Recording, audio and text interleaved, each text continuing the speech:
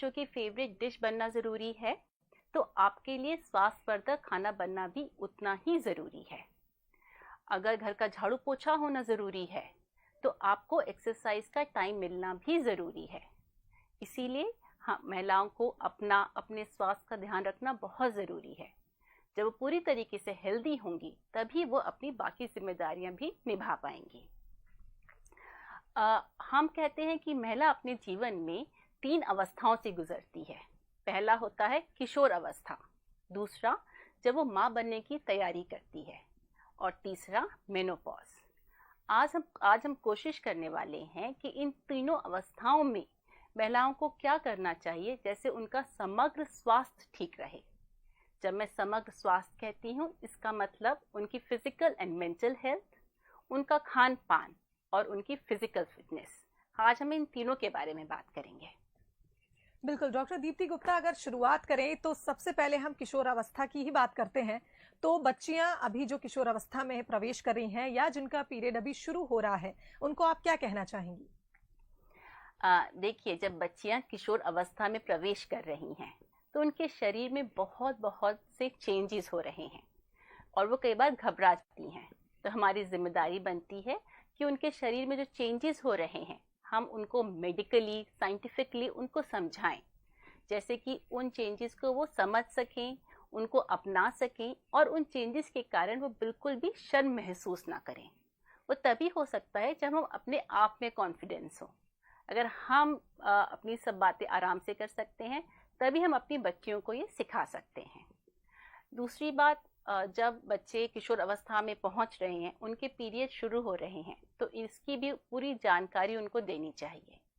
कई बार शुरुआत में पीरियड्स इरेगुलर होते हैं, मतलब हर 3-4 महीने में एक बार आते हैं।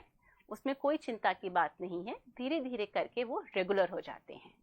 इसमें हमें 2 बातों का ध्यान रखना चाहिए। पहला, तो उनको पीरियड्स में बहुत ज़्यादा दर्द नहीं होना चाहिए। देखिए, सामान्य दर्द तो सबको होता है, लेकिन इतना दर्द नहीं होना चाहिए कि वो स्कूल ना जा सके, कि उनको बिस्तर पे लेटना पड़े या उनको पेन किलर्स खाने पड़े। तो अगर इतना दर्द हो रहा है तो डॉक्टर की सलाह लें। और दूसरी बात कि उनके पीरियड्स बहुत हैवी नहीं होने चाहिए। हैवी माने कि पीरियड्स के समय ज़्यादा ब्लीडिंग नहीं होनी चाहिए, ज़्यादा खून नहीं जाना चाहिए। हमारे देश में वैसे ही एनीमिया माने कि खून की कमी बहुत ज़्यादा प्रेवलेंट है, और जब बच्चों में एनीमिया हो जाता है तो उनमें थकान होती है, चिड़चिड़ापन होता है, स्कूल में जो उनका परफॉर्मेंस है उस पर असर आता है। तो इस बात का बहुत ध्यान रखें कि बच्चियां पूरी तरीके से स्वस्थ हों, उनमें खून की कमी ना हो और वो कुछ फिजिकल फिटनेस कर रही हों। बिल्कुल डॉक्टर दीप्ति, जैसा आपने कहा कि हमारे देश में बच्चों में एनीमिया बहुत होता है, तो अब मैं डॉक्टर पायल से जानना चाहूंगी कि किस तरह से बच्चों को खान पान में ऐसा क्या कुछ खाना चाहिए जिससे खून की कमी हो सकती है, खास करके उन किशोरियों को जिनके पीरियड स्टार्ट होने वाले हैं या जो जिनके पीरियड स्टार्ट हो चुके हैं। जी, जो हमारा खून है वो फूड पे बहुत ज़्यादा निर्भर करता है, और हम कुछ भी चीज़ खाते हैं उससे खून बनता है। तो इसीलिए सबसे ज़्यादा ध्यान देने की ज़रूरत है कि बहुत अच्छी मात्रा में फलों का सेवन किया जाए। इसके साथ साथ खाना जो है सही समय पर खाया जाए। अगर बहुत अच्छे से स्पोर्ट्स में हैं आप, और या फिर कोई ऐसी अदर एक्टिविटीज़ कर रहे हैं, तो हाई प्रोटीन का ध्यान देना बहुत ज़्यादा ज़रूरी है। खाना बेसिक नीड है हमारे शरीर की, तो अगर हम हरी पत्तेदार सब्जियां खाएंगे तो वो भी काफ़ी अच्छा रहेगा। और गुड़ अच्छे से खा सकते हैं हाई आयरन के लिए। मिल्क एंड मिल्क प्रोडक्ट्स ले सकते हैं हाई प्रोटीन के लिए। इसके साथ साथ बहुत अच्छी मात्रा में अगर अंकुरित अनाज का सेवन किया जाए तो वो भी काफ़ी लाभदायक रहेगा। बिल्कुल डॉक्टर पायल, सही कहा आपने कि प्रोटीन और एक तरह से कहा जाए हरे पत्तेदार सब्जियां कही जाती हैं जिससे एनीमिया से बचा जा सकता है। अब बहुत ज़रूरी हो जाता है कि कम उम्र में ही अच्छी आदतें पड़ जाएं। तो डॉक्टर मानसी, आपसे मैं जानना चाहूंगी कि ऐसी कौन सी एक्सरसाइज हैं जो बच्चियां कर सकती हैं, और खास करके एक मिथ है कि क्या पीरियड में एक्सरसाइज करी जा सकती है या नहीं की जा सकती, इस बारे में भी जानना चाहेंगे। सामान्यतः ये बोला जाता है कि पीरियड्स के दौरान एक्सरसाइजेस नहीं करना चाहिए, पर कुछ अच्छी आदतें खास तौर पे महिलाओं के जीवन में अगर शुरुआती दौर से डाल दी जाएं तो उनके आगे के भविष्य के लिए बहुत अच्छा रहता है। तो कुछ सिम्टम्स जो पीरियड्स के दौरान युवावस्था में सामना करना पड़ता है छोटे बच्चों को, वो ये होता है कि उनको ब्लोटिंग होती है, थकान होने लगती है, सिर दर्द होता है, ये तमाम सिम्टम्स होते हैं। तो उनकी ओवरऑल हेल्थ के लिए बहुत ज़रूरी है कि वो किसी ना किसी प्रकार की एक्सरसाइजेज में अपने आप को इन्वॉल्व रखें।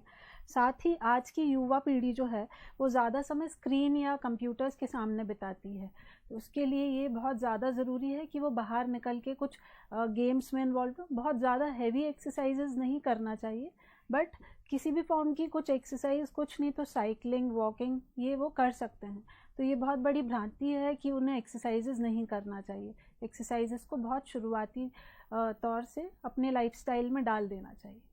बिल्कुल डॉक्टर, अब आगे बढ़ेंगे। अब बात करते हैं उस अवस्था में जब महिलाएं मां बनने की तैयारी करती हैं। तो डॉक्टर दीप्ति गुप्ता, आपसे जानना चाहेंगे कि आप हमें बताएं कि क्या क्या कुछ सावधानियां हैं वो जो बरतनी चाहिए औरतों को जब वो महिलाएं मां बनने की तैयारी करती हैं। देखिए, ये भी महिला के जीवन का एक बहुत महत्वपूर्ण टाइम होता है। इनफैक्ट ये एक ऐसा टाइम होता है जब घर वाले भी उनका पूरा ख्याल रखते हैं।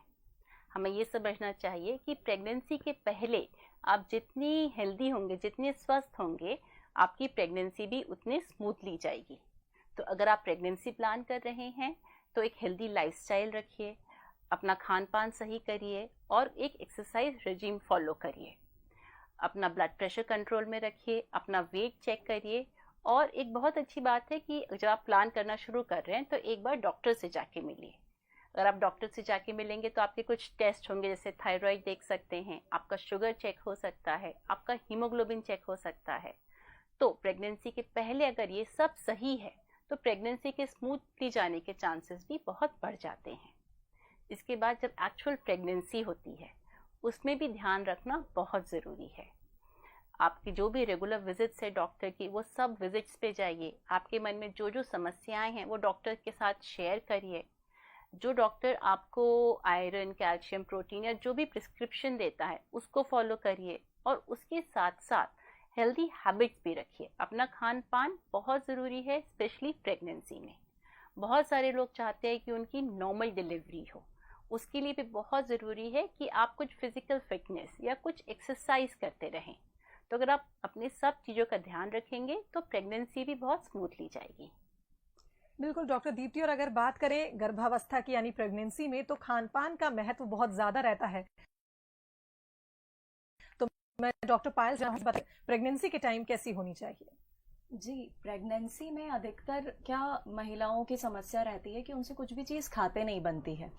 तो उसका सबसे अच्छा सॉल्यूशन यह है कि अगर वॉमिटिंग बहुत ज़्यादा हो रही है तो थोड़ा थोड़ा कुछ भी चीज़, अगर लिक्विड्स आप ले सकते हैं तो प्रॉपरली लिक्विड्स लीजिए, फ्रूट्स खाने का मन है तो फ्रूट्स लीजिए, पर बहुत ज़्यादा हाई क्वांटिटी में शुगर का इंटेक कम से कम करें कि बहुत ज़्यादा शक्कर की मात्रा, जैसे कि हमने शेक बना के पी लिया, उसमें एक्सेसिव अमाउंट में शुगर नहीं लेनी है। इस चीज़ का ध्यान रखिए। थोड़ा बहुत शुगर का इंटेक चलेगा, कोई परेशानी नहीं है।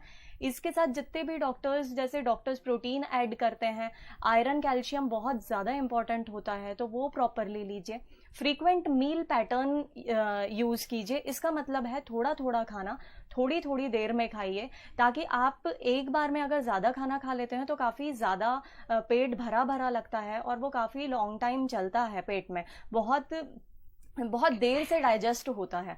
तो कोशिश करें कि कुछ ऐसी चीज़ खाएं जो थोड़ा थोड़ा हो, जैसे कि अगर आपने 2 रोटी खाई है और फिर थोड़े से फ्रूट्स खा लिए। 100 ग्राम्स हम जनरली कहते हैं नट्स खाने के लिए कि 100 ग्राम्स ड्राई फ्रूट्स आप ऐड करें तो वो बहुत बेनिफिशियल होगा। इसके साथ साथ फ्लूइड इनटेक, मतलब कि नारियल पानी, जूसेस और मट्ठा आप पी सकते हैं, तो ये आपके हेल्थ के लिए बहुत ज़्यादा बेनिफिशियल होगा। बिल्कुल डॉक्टर मानसी, अगर बात करें एक्सरसाइज की, तो एक बहुत बड़ी दुविधा में लोग रहते हैं, मन में उनकी दुविधा होती है कि क्या प्रेगनेंसी के टाइम पे व्यायाम किया जा सकता है, तो इस बारे में आपसे जानना चाहेंगे। जी बिल्कुल। एक्चुअली पुराने ज़माने में लोगों को बोला जाता था कि आप ड्यूरिंग प्रेगनेंसी आपको एक्सरसाइजेज नहीं करना है, पर ये बहुत बड़ा भ्रांति है या मिथ्या बोल सकते हैं। अगर आपको पूरी प्रेगनेंसी की ड्यूरेशन में हेल्दी रहना है और स्वस्थ रहना है, क्योंकि पूरे प्रेगनेंसी के दौरान में काफ़ी सारे आपके शरीर में चेंजेस होने लगते हैं, आपका पोस्चर बदल जाता है। तो और वुमेन को बहुत सारी चीज़ों का सामना करना पड़ता है, जैसे उसके मूड में चेंजेस होने लगते हैं, कुछ चिड़चिड़ाहट आने लगती है और काफ़ी एंजाइटी का सामना करना पड़ता है। तो अगर वो अपने आप को किसी भी प्रकार की एक्सरसाइजेज में इन्वॉल्व रखें, कुछ नहीं तो 30 मिनट की वॉकिंग अपने डेली रूटीन में शामिल कर लें। ये भी नहीं हो सके तो दिन में 10-10 मिनट करके 3 बार वॉक कर लें, या बहुत सिंपल एक्सरसाइजेज जिनको करने में उनको अच्छा लगे। हमारे मेडिकल टर्म्स में इसको एंटीनेटल क्लासेस बोला जाता है, जो आजकल अलग अलग ट्राइमेस्टर्स में प्लान करके और फीमेल्स को ट्रेन किया जा सकता है कि वो किस तरीके से नॉर्मल लेबर करने में हेल्प किया जा सकेगा उनको उसके एक्सरसाइजेस के साथ साथ। तो बट देयर आर कुछ कंडीशंस ऐसी होती हैं जहाँ पर कि उनको एक्सरसाइजेज नहीं करना है। अगर उनका ब्लड प्रेशर हाई है, प्लेसेंटा प्रीविया है, या कुछ मेम्ब्रेन में रप्चर है, या वो बहुत ज़्यादा एनीमिक है, तो उनको फिर उन हाई ग्रेड एक्सरसाइजेस को करने के लिए मना कर दिया जाता है। बट बाकी सारे दौरान वो तीनों ट्राइमेस्टर में ज़रूर किसी ना किसी फॉर्म ऑफ एक्सरसाइजेस को वो करते रहें, तो उनको प्रेगनेंसी को पार करने में बहुत आसानी हो जाएगी और बहुत स्वस्थ प्रेगनेंसी होगी उनकी। जी बिल्कुल। तो जैसा डॉक्टर ने बताया है कि एक्सरसाइज, बहुत से लोगों में मन में ये डाउट होता है कि क्या प्रेगनेंसी में एक्सरसाइज करनी चाहिए, लेकिन आज के समय में एक्सरसाइज बिल्कुल कर सकते हैं। सिंपल एक्सरसाइज कर कर हम प्रेगनेंसी में एक रूटीन बना सकते हैं कि 10-10 मिनट का वॉक ही हम कर सकते हैं, तो उससे भी काफ़ी एक्सरसाइज हो जाती है। अब बात करते हैं जब मेनोपॉज की स्टेज आती है महिलाओं के जीवन में, तो इस वक्त किन विशेष बातों का ध्यान रखना चाहिए? डॉक्टर दीप्ति, आपसे जानना चाहेंगे। देखिए, मेनोपॉज एक बहुत ही नाजुक पड़ाव होता है महिला की ज़िंदगी में। उसने बहुत साल बहुत मेहनत करी है अपने परिवार के लिए, अपने प्रोफेशन के लिए, और ये एक ऐसा टाइम आता है जब कई बार बच्चे घर से बाहर जा चुके होते हैं, जिसको हम एक एम्प्टी नेस्ट सिंड्रोम कहते हैं। उनके शरीर में भी बहुत सारे चेंजेस हो रहे हैं। ओवरीज या अंडाशय में से अंडे बनना बंद हो चुके हैं, और जो फीमेल हार्मोन होता है ईस्ट्रोजन, उसकी मात्रा शरीर में कम होती जा रही है। इससे काफ़ी परेशानियां हो सकती हैं, जैसे चिड़चिड़ापन आ सकता है, हॉट फ्लशेस हो सकते हैं, डिप्रेशन की शिकार हो सकती हैं वो, उनकी हड्डियां कमज़ोर हो जाती हैं। जो ईस्ट्रोजन है उसके कम होने की वजह से वजाइना में ड्राइनेस हो जाती है, और जो पेल्विक फ्लोर मसल्स होती हैं, वजाइना के आसपास की मसल्स, वो ढीली पड़ जाती हैं। इसकी वजह से वजाइना में इचिंग हो सकती है, यूरिन लीक हो सकती है, और फिजिकल रिलेशनशिप बनाने में भी प्रॉब्लम हो सकती है। ऐसे समय में बहुत कुछ कर सकते हैं वो। सबसे इम्पोर्टेंट होता है कि अपने शारीरिक स्वास्थ्य के साथ अपने मानसिक स्वास्थ्य का भी ख्याल रखना। अपने आप को बिजी रखिए। इतने साल अगर कोई ऐसी हॉबी है जिससे आप नहीं कर पाए हैं, तब उस हॉबी को परस्यू करिए। मेडिटेशन कर सकते हैं। सेकेंडली, हम फिर से बार बार वही कह रहे हैं, एक्सरसाइज, फिजिकल फिटनेस इस टाइम पे आई थिंक सबसे ज़्यादा ज़रूरी हो जाती है ये चीज़ आपके लिए। संतुलित आहार खाना बहुत ज़रूरी है। कई बार जो ईस्ट्रोजन है सोया प्रोडक्ट्स में मिलते हैं, तो अपने खाने में सोया की मात्रा बढ़ा सकते हैं। मान लीजिए इन सब से भी कोई फ़ायदा नहीं मिलता है, तो आप अपने डॉक्टर से मिलिए। हो सकता है कि आपके डॉक्टर आपको नेचुरल ईस्ट्रोजन जो नेचर में मिलते हैं वैसे कुछ ईस्ट्रोजन प्रिस्क्राइब कर सकें। और मान लीजिए इससे भी नहीं आपको आराम मिल रहा है, तो एक डिस्कशन के बाद आप HRT या हार्मोन रिप्लेसमेंट थेरेपी भी ले सकते हैं। बिल्कुल डॉक्टर दीप्ति, जैसा आपने बताया कि मेनोपॉज में आपको फिजिकली के साथ साथ मेंटली भी अपना ध्यान रखना है, और अगर बात करें डाइट की, तो एक बहुत मुख्य भूमिका डाइट भी निभाती है। तो अब डॉक्टर पायल से मैं जानना चाहूंगी कि महिलाओं को मेनोपॉज के टाइम, जब मेनोपॉज हो जाता है उसके बाद किस तरह से खान पान में क्या कुछ बदलाव लाना चाहिए? जी, मेन्यूपॉज के टाइम जैसे ईस्ट्रोजन जो है सोया प्रोडक्ट्स में मिलता है, तो हम उसमें टोफू ले सकते हैं, जिसे हम सोया पनीर कहते हैं।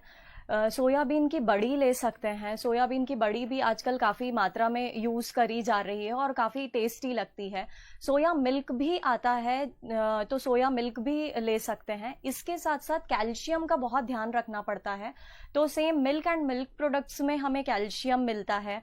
इसके साथ नट्स में मिलता है हमें कैल्शियम। इसके साथ एंटीऑक्सीडेंट्स का आप इस्तेमाल करेंगे तो बहुत ही ज़्यादा अच्छा रहेगा, जिसमें आप लिक्विड्स भी ऐड कर सकते हैं जो जूसेस हैं उसमें एंटीऑक्सीडेंट रिच होते हैं वो। और पर ध्यान ये चीज़ हमें रखनी है कि डायबिटीज़ या फिर उसके साथ हमें और कोई परेशानी नहीं हो अगर हम कोई भी हेल्दी मील ले रहे हैं तो। जैसे कि फ्रूट्स हमने एंटीऑक्सीडेंट के लिए बहुत ज़्यादा मात्रा में खा लिया पर हमें डायबिटीज़ है तो वो हमारे लिए नुकसान करेंगे। तो एक बार डाइटिशियन की सलाह ज़रूर लें और अपना कैल्शियम, आयरन और रेगुलर लाइफस्टाइल जो है उसको बहुत अच्छा रखिए। बिल्कुल डॉक्टर मानसी, अब आपसे जानना चाहूंगी कि जैसा कि डॉक्टर दीप्ति ने कहा कि मेनोपॉज के समय हड्डियां कमजोर पड़ सकती हैं और पेल्विक फ्लोर की जो मांसपेशियां हैं वो ढीली पड़ जाती हैं, तो क्या इससे बचने के लिए भी महिलाओं को कोई विशेष प्रकार का व्यायाम करना चाहिए? जी जी जी, बहुत ज़रूर है कि मेनोपॉज, जैसे मैम ने बताया कि काफ़ी एक बड़ा बदलाव वाला स्टेज होता है, तो इस दौरान महिलाओं में कैल्शियम की बहुत ज़्यादा डिफिशियंसी होने लगती है, जिसकी वजह से ऑस्टियोपोरोसिस, जो बहुत कॉमन प्रॉब्लम काफ़ी सारी फीमेल्स फेस करती हैं। इसके साथ साथ हार्मोनल चेंजेस होने की वजह से फीमेल्स के अंदर स्ट्रेस है, एंजाइटी है, ये सारी समस्याएं तो आती हैं। उनमें बोन लॉस होने लगता है, पेल्विक फ्लोर मसल्स की कमज़ोरी होने लगती है। तो इस दौरान एक्सरसाइजेस के द्वारा आप अपनी हड्डियों को मजबूत स्टेट में रख सकते हैं। अच्छी diet, exercises, proper regime follow करें, और एक्सरसाइजेज में कुछ पेल्विक फ्लोर मसल के लिए जिसे हम कीगल्स एक्सरसाइज बोलते हैं, उनको बराबर करके आप अपने पेल्विक फ्लोर मसल्स की मांसपेशियों को तंदुरुस्त रख सकते हैं। क्योंकि हार्मोनल चेंजेस इतने ज़्यादा हो सकते हैं तो उसकी वजह से कई बार मोटापा और साथ साथ में शरीर की जो मांसपेशियां हैं उनमें काफ़ी शिथिलता आने लगती है। तो अगर आप रेगुलर एक्सरसाइजेस करेंगे तो उसकी स्ट्रेंथ को आप बनाकर रख सकते हैं और स्वस्थ जीवन शैली को फॉलो कर सकते हैं। तो एक महिला के जीवन में 3 मुख्य अवस्थाओं के बारे में हमने चर्चा करी, किस तरह से महिलाएं अपने शरीर का ध्यान रख सकती हैं, खान पान का ध्यान रख सकती हैं और व्यायाम कैसे कर सकती हैं, इस बारे में हमने चर्चा करी। डॉक्टर दीप्ति, डॉक्टर पायल और डॉक्टर मानसी, आप तीनों का बहुत बहुत शुक्रिया कि आप हमारे कार्यक्रम में आई और इतनी खास जानकारी हम सभी को दी, खास करके जो महिलाएं आज हमारा कार्यक्रम दे रही हैं उनको दी। आपका बहुत बहुत धन्यवाद।